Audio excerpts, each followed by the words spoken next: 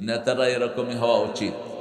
BNP আর জামাতের মধ্যে যদি বন্ধুত্ব থাকে, কোনো দিন ফ্যাসিস্ট আসতে পারবে না।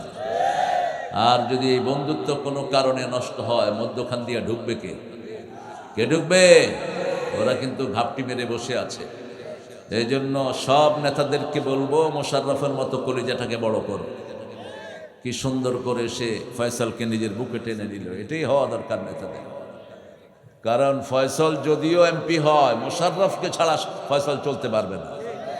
কারণ এই ময়দানকে কিভাবে ডিল করতে হবে, এটা প্রথম ডিল করেছে মোশাররফ। এই জন্য সিনিয়র, অভিজ্ঞতার কোনো বিকল্প। You can buy anything, but you can't buy experience. Experience কেউ ক্রয় করতে পারে না, এটা মুরব্বি থেকে নিতে হয়। এই জন্য রাসূল বলতেন, আল বারাকা মা আকাবিরিহিম, বড়দের সাথে বরকত লেগে থাকে। কি লেগে থাকে? বরকত লেগে থাকে। আপনার যারা সিনিয়র, তাদেরকে সম্মান করবেন, বরকত বাড়িয়ে দিবেন কে? আল্লাহ আমার মোশাররফ ভাইকে ইসলামের জন্য কবুল করুক।